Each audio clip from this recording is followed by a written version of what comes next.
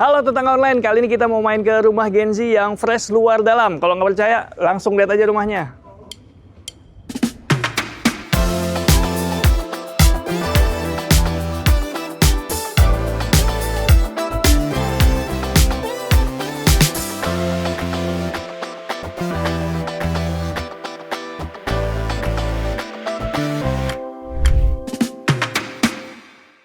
Oke tetangga, sekarang saya lagi ada di Cluster Virtu fase 2 di Sutra Nexen by Alam Sutra. Dan di belakang saya udah ada 3 rumah contoh yang keren-keren banget. Ini semuanya fasadnya baru ya, fresh ya. Dan di sini juga ada show unit tipe Pico yang punya ukuran 5x13. Ada 3 tadi, Pico, Nano, dan Mono. Nah, yang Nano ini dia punya luas lebar 6 meter, panjang ke belakang 13. Fasadnya cakep-cakep banget. Nah, lagi ke sebelahnya ada juga di sini show unit tipe Mono yang punya lebar 7 meter, panjang ke belakang 15 meter. Oh ya, saya mau info dulu. Kalian bisa punya rumah di sini dengan harga mulai dari 600 jutaan rupiah aja. Udah dapat rumah 2 lantai kayak di belakang saya ini. Cakep ya tetangga. Dan sekarang kita mau bahas rumahnya. Kali ini saya lagi ada di depan rumah tipe Mono. Dia punya lebar 7 meter, panjang ke belakang 15, dan luas tanah mencapai 105 meter persegi dengan luas bangunan 88 meter persegi yang terdiri dari 2 lantai. Sebelumnya saya udah pernah ya main ke Cluster Virtu ini, tapi itu Cluster Virtu yang fase 1. Dan sekarang kita ada di fase 2-nya. Dia punya tampilan lebih fresh. Fasadnya menurut saya ini juga nggak kalah cakep dengan yang pertama. Tuh gimana, udah Genzi banget ya. Ada sentuhan warnanya juga nih tetangga. Selain juga bentuknya yang minimalis, dia juga udah dapat modern dan juga tetap playful. Warna-warni khas Genzi. Cuma nggak norak gitu, entah kenapa saya suka deh kalau pemilihan warna-warna ala Genzi seperti itu. Dan karena dia punya lebar 7 meter di sini tetangga, itu artinya dia punya carport yang cukup luas. Saya bayangkan di sini bisa untuk 2 mobil yang city car ya. Tapi kalau misalnya mobilnya besar, bisa 1 mobil dengan beberapa motor sekaligus. Dan di bagian depan sini, untuk materialnya dia menggunakan lantai keramik yang kasar seperti ini. Dan ini nggak polos-polos banget ya, karena dia warnanya ternyata berbeda tuh. Kalau diperhatiin, dia ada motifnya seperti itu tetangga. Cakep ini. Dan lantai keramik ini juga bikin tampilan depan cakep. Selain itu juga lebih low maintenance, jadi gampang dibersihinnya. Tinggal disikat-sikat aja atau bisa dilap-lap aja seperti itu. Dan tadi saya udah bilang ya, kalau fasadnya ini minimalis, modern. Saya suka deh tampilannya seperti ini. Nggak banyak motif, tapi tetap keren tetangga. Di bagian atas tuh dia menggunakan dinding yang dilapis dengan keramik yang dipasang bentuk bata seperti itu. Motifnya motif batu alam. Untuk atapnya sepertinya dia menggunakan atap beton yang flat, lurus-lurus gitu, menambah kesan minimalis dari rumahnya sendiri. Dan juga di bagian bawahnya sini, untuk fasad dia ada, kalau yang tipe Mono ini dia warnanya biru gitu ya, tapi birunya tuh biru keabu-abuan seperti itu tetangga. Yuk kita lanjut. Selain carport, di depan sini juga ada area hijau berupa taman yang memanjang seperti ini tetangga. Ini bisa dimanfaatkan untuk mungkin ya tanam pohon yang agak besar, misalnya kamboja masih bisa nyaman di depan sini. Cakep banget. Saya bayangin pasang pohon kamboja terus berbunga terus berguguran di sini, jadi tambah indah deh fasadnya.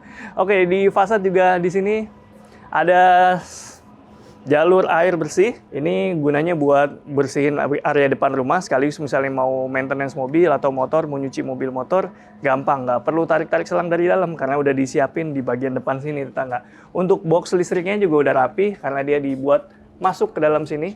Dia tinggal dikasih penutup aja kalau kalian suka, kalau enggak juga nggak apa-apa sih karena dia udah nggak nongol ya, udah rapi. Oh ya, ngomong-ngomong soal rapi, saya juga baru ngeh ternyata di sini di Cluster Virtu fase 2, selain dia smart home, dia juga tampilannya rapi karena semua kabel-kabel, baik itu listrik maupun internet, sudah terpasang di bawah tanah. Nggak ada lagi tiang-tiang listrik dan kabel-kabel menjuntai di depan rumah. Cakep. Masih di fasad, nah ini ada 1, 2, 3 jendela-jendela. Apakah ini? Nanti kita lihat di baliknya ya. Sementara itu di bagian depan dia selain jendela juga dikasih garis-garis seperti ini, minimalis, tarikan garis tali air supaya rumahnya terkesan lebih modern dan lebih cantik lagi tetangga. Untuk entrance-nya dia masuk sedikit ke sini. Ini dia entrance-nya agak nyempil ya, jadi nggak terlalu kelihatan dari depan nih, apalagi kalau kalian pasang pohon atau tanaman di bagian depan sini. Nah, ini dia pintu masuk atau pintu utamanya. Enaknya punya pintu utama masuk begini, ya lebih private tetangga. Udah gitu bisa di area terasnya ini bisa dimanfaatin untuk naruh lemari sepatu ataupun bench buat duduk-duduk, di bawahnya bisa lemari sepatu juga. Dan di sini juga kalau kalian perhatiin sudah dapat CCTV nih. Ini CCTV juga termasuk dalam paket penjualan ya tetangga. Demikian juga dengan smart door lock-nya, ini juga sudah termasuk dalam paket penjualan. Untuk material pintunya, dia menggunakan engineering door dengan kusen aluminium seperti ini. Untuk warnanya two tone seperti ini ya. Tuh, biru ketemu warna krem keputih-putihan gitu, cakep deh. Untuk pintu utamanya sendiri finishingnya menggunakan HPL motif kayu seperti ini. Sekarang saya udah nggak sabar lihat dalamnya seperti apa. Yuk. Oke tetangga, sekarang kita udah di area interiornya dari rumah ini nih. Nah, di rumah tipe mono ini, ya bukan di rumah tipe mono aja sih, di semua rumah Virtu fase 2 udah menggunakan smart home system. Kalau nggak percaya, kita coba aja ya. Oke Google, nyalakan lampu. Asik. Jadi enaknya pakai smart home system gitu ya, nggak usah pencet-pencet, langsung aja comment by voice. Nah, di sini di balik pintu kita udah langsung ketemu area foyer. Area foyer ini untuk apa? Biasanya di area sini adalah area transisi ya tetangga. Untuk naruh-naruh mungkin kunci mobil, kunci motor, helm, atau bahkan jaket bisa ditaruh di sini. Dan ini buat inspirasi kalian, ini ada lemari yang bisa digunakan untuk menyimpan jaket, lagi-lagi helm seperti itu. Jadi nggak sampai masuk ke dalam, nggak juga disimpan di luar. Jadi tetap nyaman nih storage-nya tetangga. Oke, sekarang kita mau masuk lebih dalam. Nah, setelah area foyer, kita akan ketemu area living room di bagian sini nih tetangga. Cakep ya pemilihan warnanya ya. Dan saya beri disclaimer dulu mumpung kalian lihat di sini, berbagai furniture yang kalian lihat ini adalah untuk keperluan rumah contoh ya, jadi nggak termasuk dalam paket penjualan. Nah, seperti itu tetangga. Dan tadi saya udah ngomong, udah pakai smart home system. Nih, saya contohin lagi ya. Oke Google, ngobrol yuk. Ngobrol itu hobiku. Sama dong. Asik ya, kalau udah terinstalasi smart home system kayak gini, kalian bisa konekin lampu, TV, bahkan AC juga bisa comment by voice. Nah, sekarang kita balik lagi bahas ruangannya. Jadi di sini adalah area living, dining, dan juga kitchen. Ini semua menyatu dengan konsep open plan ya tetangga. Nanti kita akan lihat ke sana. Tapi kita bahas dulu livingnya. Di sini livingnya cukup besar tetangga. Dia pakai sofa ukuran 3 orang seperti ini. Kalau mau ditambah dengan 1 juga masih bisa. Dan di sini buat inspirasi kalian, ini backdrop TV-nya juga bagus ya. Untuk warnanya sesuaikan aja nanti sesuai dengan selera kalian. Dan di setelah living room kita akan ketemu dengan dining area atau dining room di sini tetangga. Tadi saya kan udah bilang ya, open plan, jadi ada dining, ada living, dan juga ada kitchen yang disatukan supaya ruangannya terasa lebih luas lagi, minimalisir sekat ya tetangga. Dan di sini dining areanya dia menggunakan round table atau meja bundar seperti ini. Ini enak banget karena nggak terlalu besar tapi muat banyak orang. Kalau di sini di rumah contoh dia bisa sampai 4 orang, tapi kalau misalnya dibutuhkan bisa dipepet-pepetin lagi mungkin sampai 5 atau 6 orang ya tetangga. Dan jangan lupa kalau misalnya kalian pasang round table seperti ini, kasih lampu gantung di atasnya supaya makanannya atau barang-barang di bawahnya ini kelihatan stand out gitu ya. Dan di belakang saya ini udah ada dapurnya nih. Ini dapurnya juga nggak kalah keren ya tetangga. Luas ini. Ada kitchen sink, kemudian kompor, dan juga preparation table di bagian sini. Untuk kitchen setnya dia menggunakan built-in ya. Di atas ada ambalan-ambalan terbuka seperti ini. Sementara di bagian bawah tertutup semuanya nih. Seperti ini tetangga. Dan untuk penghawaan nggak usah khawatir karena di sini juga udah disiapin jendela yang bisa dibuka, jadi bisa masukin cahaya dan udara ke bagian dalam rumah nih.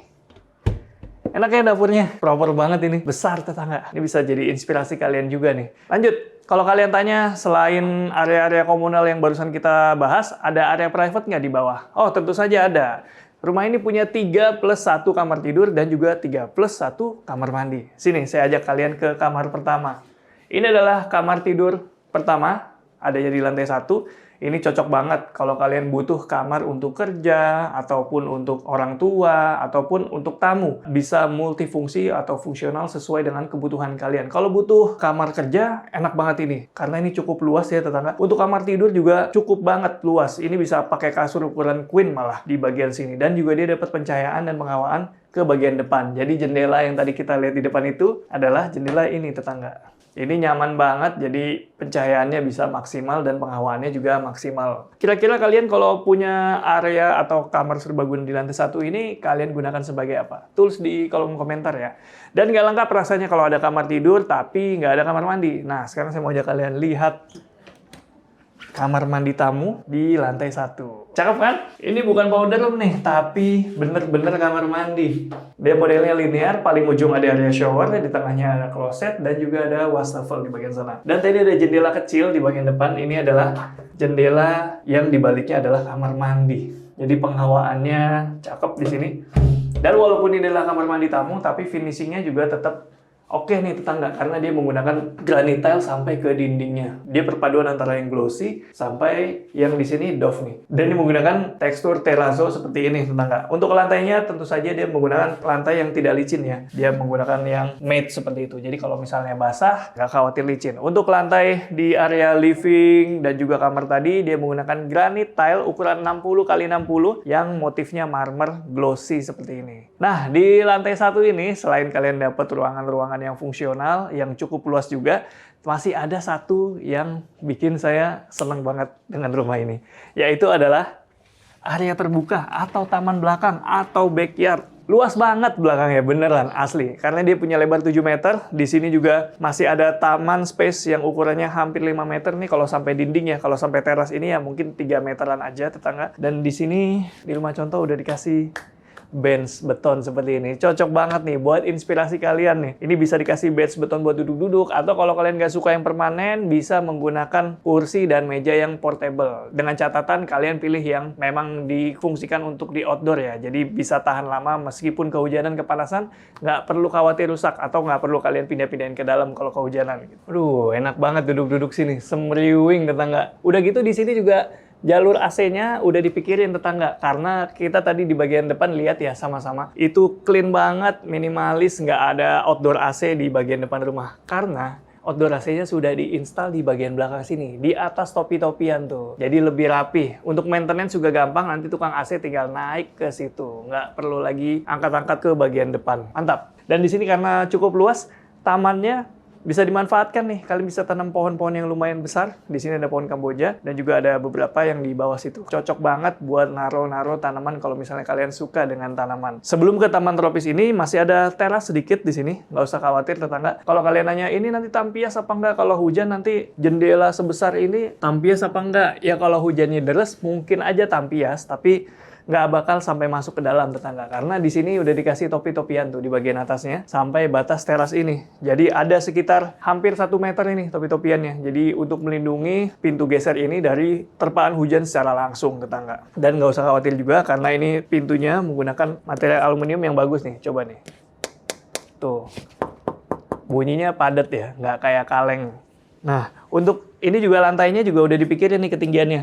Karena dia berbeda ketinggian dengan yang di teras. Jadi misalnya di sini hujan, deras, segala macam, nggak akan masuk ke dalam. Karena beda ketinggian sekitar 3 cm gitu dari teras. Jadi airnya kan nggak akan naik ya, langsung ke bawah sini. Dan juga untuk sistem pintunya, walaupun nanti dia kena air, di sini sudah dikasih jalur buangan air. Jadi kalau misalnya ada air masuk ke sini dari cipratan, dia bakal keluar lewat sela-sela di bawahnya sini. Enak ya kalau punya taman di belakang rumah, saya saranin tetaplah jadikan dia area terbuka seperti ini. Kenapa? Karena dia manfaatnya jauh lebih besar daripada kalian tutup. Dia bisa mengantarkan udara segar, cahayanya juga lebih bagus ke bagian dalam rumah. Karena di sini nggak usah kalian apa-apain lagi, udah nggak apa-apa tetangga. Karena udah dapat di sini ada satu ruangan berupa kamar tidur ART, dan di sini udah diblok dengan roster ya di sini tetangga. Di balik roster ini ternyata adalah area cuci jemur. Jadi mesin cuci bisa ditaruh di sini, kalian bisa gunakan jemuran gantung ataupun jemuran portable juga bisa di bagian sini tetangga. Enak banget udah disiapin. Jadi walaupun ada tamu, nggak akan kelihatan dari area tamu karena di sini adalah area servis, jemur-jemuran kalian aman. Dan di sini juga khas banget proyek-proyeknya Alam Sutra ya. Semua jalur perpipaan yang kalau kalian butuh maintenance torrent segala macam, nggak usah naik ke atas nih untuk menutup jalur airnya. Cukup dari sini aja. Di sini ada 3 jalur valve yang bisa diatur sesuai dengan kebutuhan kalian. Dan di sini udah disiapin juga saklar listrik untuk mesin cuci dan juga udah disiapin jalur air bersihnya juga. Lengkap dengan jalur buangannya tuh. Jadi dari mesin cuci, jalur pipa buangannya atau selang buangannya udah bisa langsung install dan connect ke bagian sana. Selain kamar tidur ART, di sini juga ada kamar mandi ART nih. Nah, jadi ART punya kamar mandinya sendiri, areanya sendiri, jadi nggak bercampur dengan pemilik rumah ya tetangga. Cakep, saya suka deh. Itu makanya ada 3+1 kamar tidur dan 3+1 kamar mandi di rumah ini. Sekarang kita mau lihat area lantai 2-nya yuk. Oke tetangga, sebelum kita lihat lantai 2-nya, nah di bawah tangga ini juga masih ada space buat storage nih. Jadi ini bisa kalian manfaatin ya. Dikasih penutup aja, jadi bisa buat nyimpen-nyimpen. Masih lumayan besar tetangga. Ini galon juga masih muat nih. Dan sekarang kita mau lihat tangganya juga. Untuk railingnya, tangganya dia menggunakan besi plat dan juga hollow di sini. Menggunakan baja semua. Sementara handle-nya dia menggunakan material kayu solid. Untuk lantainya sama dengan lantai ruangan di bawah atau di lantai 1. Dia menggunakan granite tile yang glossy motif marmer. Dan di sini juga seperti proyek-proyeknya Alam Sutra ya, yang sering saya datangi. Ini juga dia untuk pelinnya selalu begini nih tetangga. Tuh, garisnya satu tarikan garis. Jadi kelihatan lebih minimalis ya. Bukan yang zigzag-zigzag seperti itu. Di atas tangga di ujungnya ternyata ada satu jendela yang bisa dibuka itu. Itu buat memasukkan cahaya dan udara ke area tangga ini, tetangga. Sementara untuk maintenance-nya lebih mudah menurut saya dengan jendela yang seperti itu dibandingkan skylight. Karena kalau skylight itu suatu saat mungkin kalian butuh maintenance. Karena mungkin suatu saat juga akan ada sedikit, apa ya istilahnya kalau kita user skylight nangis gitu. Kacanya nangis atau skylightnya nangis karena suka ada sedikit luber air, rembesan-rembesan air. Nah, sementara kalau menggunakan jendela di ujung seperti itu lebih low maintenance. Kecil kemungkinan ada potensi bocor kalau menggunakan jendela yang vertikal. Yuk, kita lihat ke lantai 2. Cukup besar ya jendela ini. Tuh, ketika dibuka cahayanya jadi lebih bagus nih ke bagian dalam rumah. Nah, di sini di lantai 2 ada 2 kamar tidur plus 2 kamar mandi. Karena tadi ruangannya 3+1 ya. Dan di sini warnanya masih cocok banget ya. Naikin moodnya bisa aja nih. Jadi naik langsung, ada apa nih kuning-kuning seperti ini? Nah, sekarang kita mau lihat kamar pertama di lantai 2. Ini adalah kamar tidur anak yang surprisingly cukup luas juga tetangga. Dia menggunakan kasur ukuran super single seperti ini dengan bukaan ke bagian belakang. Itu jendela bisa dibuka ya di bagian atasnya. Ini jendela dibagi 2. Oke, selain kamar tidur juga di sini ada meja belajar, kemudian ada display-display untuk area hobi anak, dan ini bisa dipilih sesuai dengan kebutuhan dan selera anaknya ya tetangga. Kalau di sini dia menggunakan moodnya kayak skateboard gitu ya. Nih, detail interior juga bagus tuh. Jadi dia handle-nya pakai ban skateboard seperti ini. Saya kira bisa muter nih. Kalau bisa muter lucu juga nih. Ini buat simulasi kalian ya. Di sini ada kasur, meja belajar, dan juga masih ada lemari. Lemarinya real size nih, nggak dikecil-kecilin nih. Bisa banget ini untuk lemari anak, udah cukup banget buat pakaiannya, mainannya. Jadi udah kebayang kan luasan kamar ini tetangga. Nah, selain kamar tidur, di sini juga ada kamar mandi di dalam kamarnya nih. Sini. Luasannya mirip dengan kamar mandi tamu, akomodasinya juga sama ya, nggak dikurang-kurangin.